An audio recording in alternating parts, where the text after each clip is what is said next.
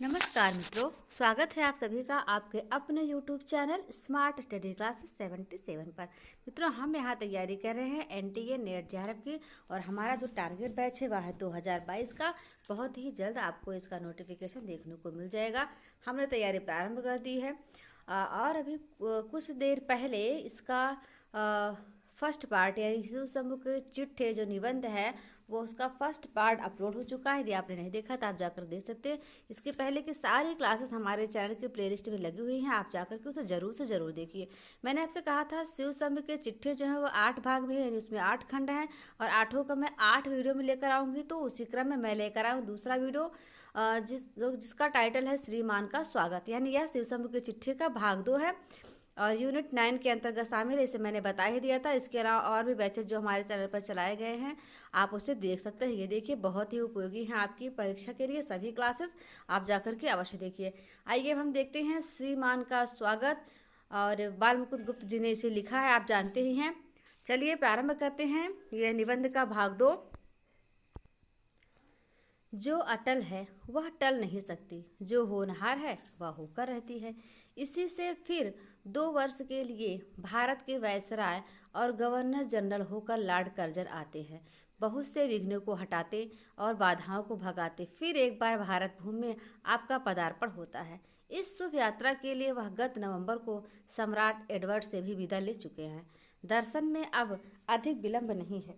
इस समय भारतवासी यह सोच रहे हैं कि आप क्यों आते हैं और आप यह जानते भी हैं कि आप क्यों आते हैं। यदि भारतवासियों का बस चलते तो आपको न आने देते, और आपका बस चलता तो और भी कई सप्ताह पहले आ विराजते। पर दोनों ओर की बात किसी और ही के हाथ में है। निरे बेबस भारतवासियों का कुछ बस नहीं है, और कुछ बातों पर बस रखने वाले लॉर्ड कर्जन को भी बहुत बातों में बेबस होना पड़ता है। इसी से भारतवासियों को लॉर्ड कर्जन का आना देखना पड़ता है और उक्त श्रीमान को अपने चलने में विलंब देखना पड़ा। कभी कहता है, जो कुछ खुदा दिखाए सो लाचार देखना।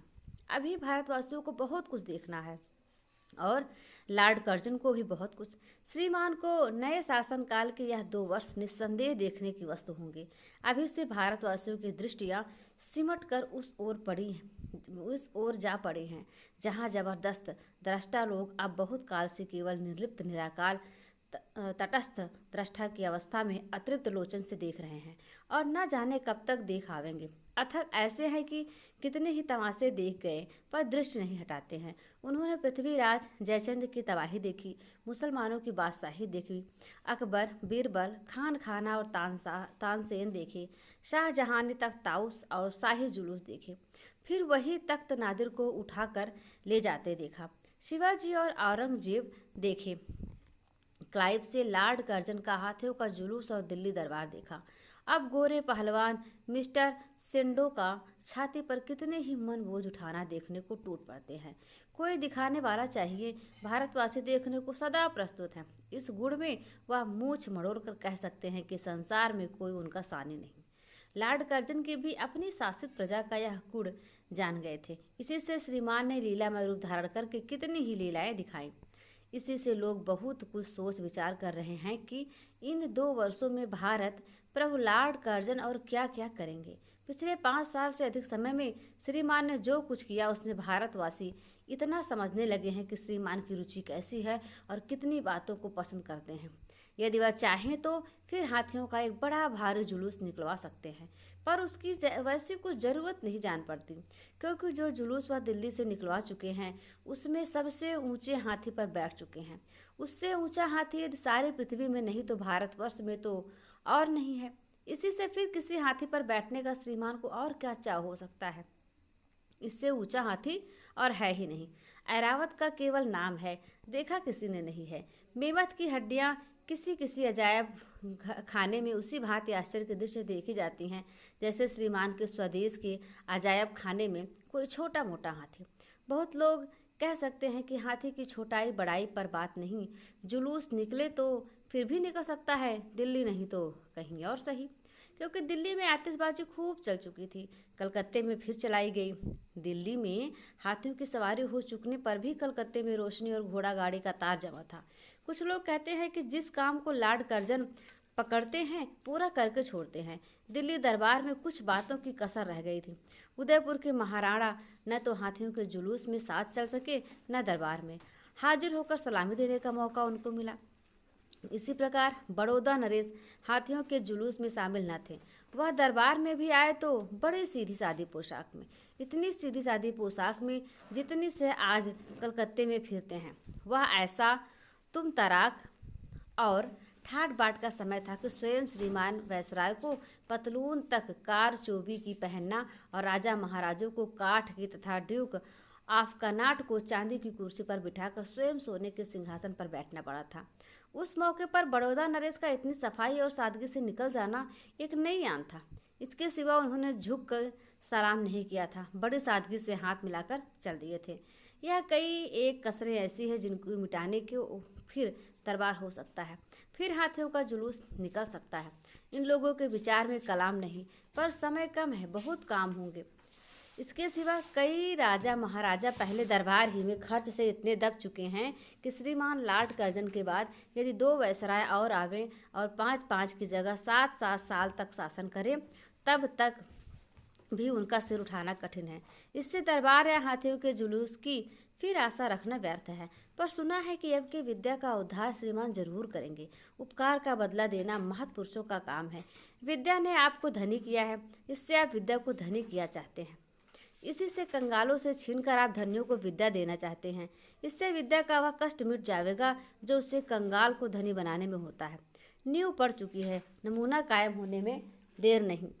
अब तक गरीब पढ़ते थे, इससे धनियों की निंदा होती थी कि वह पढ़ते नहीं। अब गरीब न पढ़ सकेंगे, इससे धनी पढ़े न पढ़े उनकी निंदा न होगी। इस तरह लॉर्ड कर्जन की कृपा उन्हें बेपढ़े भी शिक्षित कर देगी। और कई काम है, कई कमीशनों के काम का फैसला करना है, कितनी ही मिशनों की कार्रवाई का नतीजा देखना है।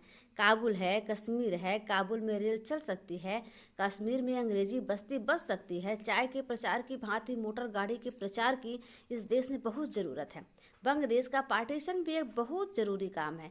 सबसे ज़रूरी काम विक्टोरिया मेमोरियल हॉल है। सन 1858 ईस्वी की घोषणा भारतवासियों को अधिक स्मरण रखने की जरूरत न पड़ेगी।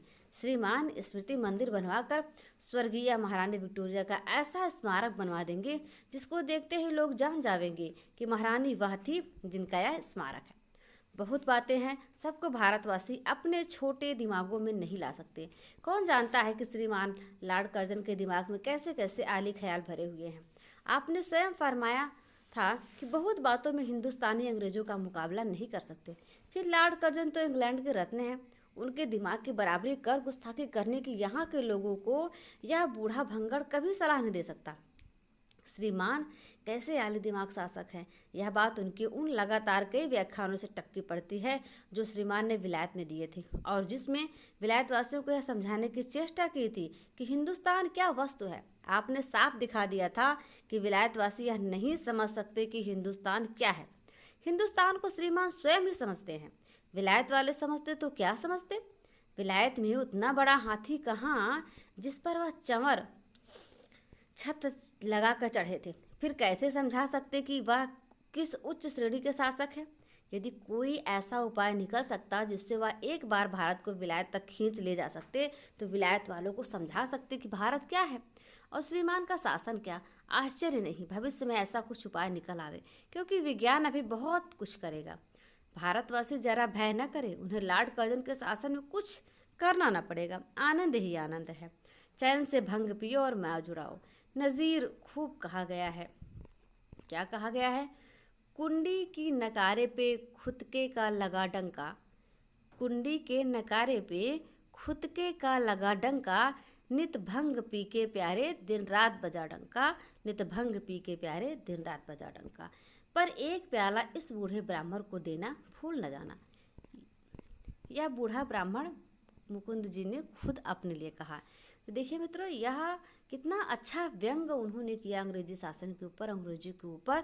वो किसी और देश से आकर के हमारे देश में सर्वशक्तिमान बन बैठे और सारी सत्ता उन्होंने अपने हाथों में ले ली। भारतवासियों को अपने इशारे पर नचा रहे हैं। फिलहाल ये सब तो आप पढ़ेंगे इतिहास में। यदि आप इसी तरह की क्लासेस चाहते हैं और इतिहास पढ़ना चाहते हैं बहुत ही नए तरीके के साथ, तो उसके लिए आपको हमारे चैनल पर आना पड़ेगा। वहाँ पर आपको इतिहास सर के द्वारा बहुत ही बेहतरीन क्लास चलाई जा रही है इतिहास की। यदि आपने उसे नहीं देखी तो आप जाकर उसे देख सकते हैं। ठीक है मित्रों, कैसी लगी आपको यह क्लास आप कमेंट बॉक्स में कमेंट करके अवश्य ही बताइएगा। और इन सभी क्लासेस का आप रिवीजन करते रहिए, लगातार पढ़ते रहिए, ताकि जब तक आपको नोटिफिकेशन आए तब तक आधे से ज़्यादा आपका सिलेबस या लगभग आधा आपका सिलेबस तो कवर हो ही जाए। ठीक है मित्रों, चलिए फिर मिलते हैं आपसे पुनः एक बेहतरीन क्लास के साथ। तब तक के लिए आप स्वस्थ रहिए, मस्त रहिए, अपना और अपनों का ख्याल रखिए। जय हिंद, जय भारत।